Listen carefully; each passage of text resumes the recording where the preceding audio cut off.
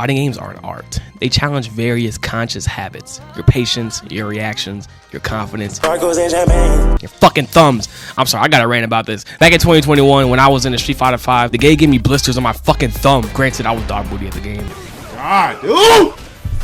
What a fucking plate on me! But I've never had to deal with that with any other fighting game. That's why I play Marissa's Sexy ass. in Street Fighter 6. It takes little effort to hit a beefy combo on a nigga. These niggas out here snitching, they with the rat pack.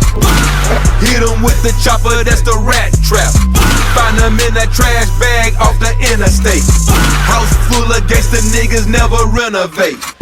Anyway, I'm talking about my favorite unique fighting game characters. When I say unique, I mean characters I think bring something new to the table. If it was just a vanilla list, I'd be talking about these two, because they're goated. Alright, let's talk about these goats.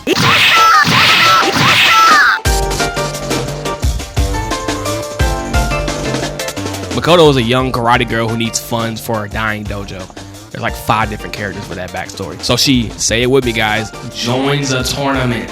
Then she fights a couple of dudes, meets up with Fei Long, and she's all like, oh my god, it's Bruce Lee! I mean, Fei Long, the movie star! Yup, it's totally me. Let's fight! Sure. After that, she fights Seth and wins no money, so she has to rebuild the dojo with her hands. So besides her SF4 storyline, all we have to go off of with her lore is her Ibuki rivalry in SF3. But this is a fighting game. Let's get into what she can do for real. Fight!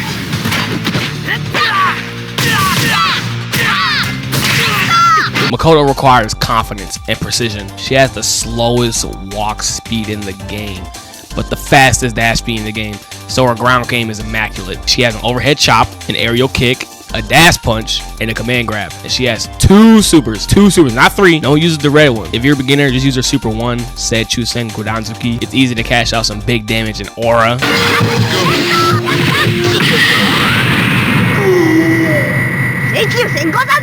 Her super 2, I don't remember what it's called, but she does some sick ass wall dive kick into a ground combo, into a launcher. And this seemingly simple but cool super will basically decide the match if you're fighting a good Makoto player. Not me though, because I suck ass. Chaining the command grab into her super 2 will lead to a touch of death. I'm not good enough to do.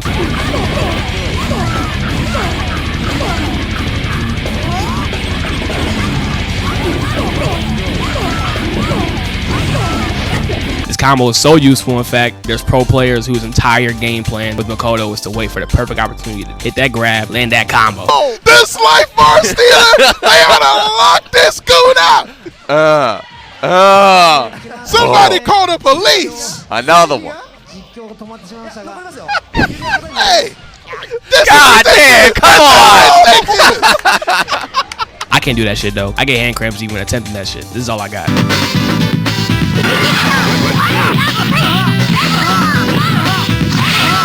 So yeah, Makoto is awesome, and Capcom needs to bring her back. I beg, please.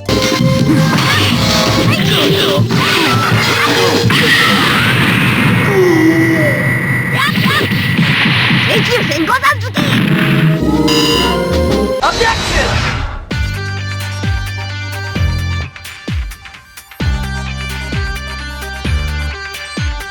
There's been many absurd fighting game characters over the years. A fitness trader, a bunch of dogs, Ronaldo. But what about a lawyer? I'm whooping your ass with justice. I got it! Phoenix Wright is such a well-designed character visually and mechanically. He falls under the beating her ass indirectly kind of fighting game character, like Isabelle, the girl with the books from Aquapaza, the ballin' girl from Dengeki Bunko. Y'all don't know about that. Playing Phoenix Wright is like a mini game. Unlike the other Phoenix in the game, you have to actually grind to make this character OP. You start in investigation mode where you have to gather clues, and you got the goat Maya to shield you from projectiles and slip and fall for OTG. And once you've gathered enough good evidence, not junk, you go into courtroom mode where you present your evidence, and each piece of evidence has different properties. You can also press the witness and give him paper cuts. But if you're in courtroom mode with all your evidence, let's be real here, you're not in it for all that rigmarole. You want to hit that.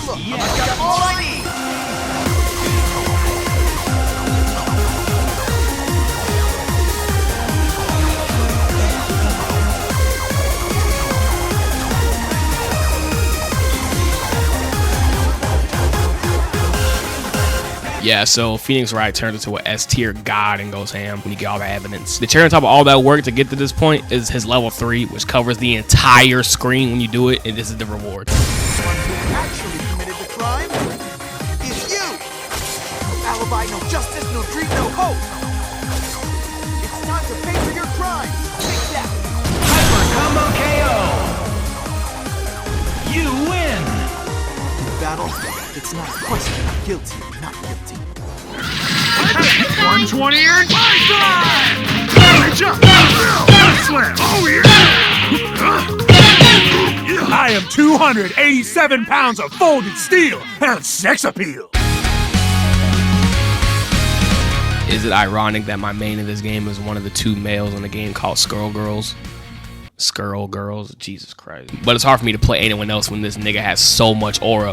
Whoever his voice actor was, he killed every single line this dude has and never fails to get me hyped. Beowulf is by far the best grappler I've played in a fighting game, tied with Kanji for Persona 4 Arena, which is funny because they both fight with chairs. But this dude doesn't just have a chair. He fights with the arm of a giant beat by himself. If that's not hype enough, his main mechanic is literally building hype. He can't hear you. He can drop the mic for hype and a combo extension. He can hit that lone boot. Accumulating enough hype lets you extend his grab stance, and getting grabbed by a good Beowulf, not me though, because I suck ass, would lead to the longest inescapable combo, and you just gotta hold that shit. So yeah, fighting games need more grapplers with chairs and hype.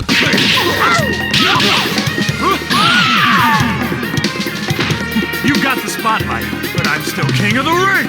So yeah, those characters are awesome, but there's just one honorable mention I want to give some shine.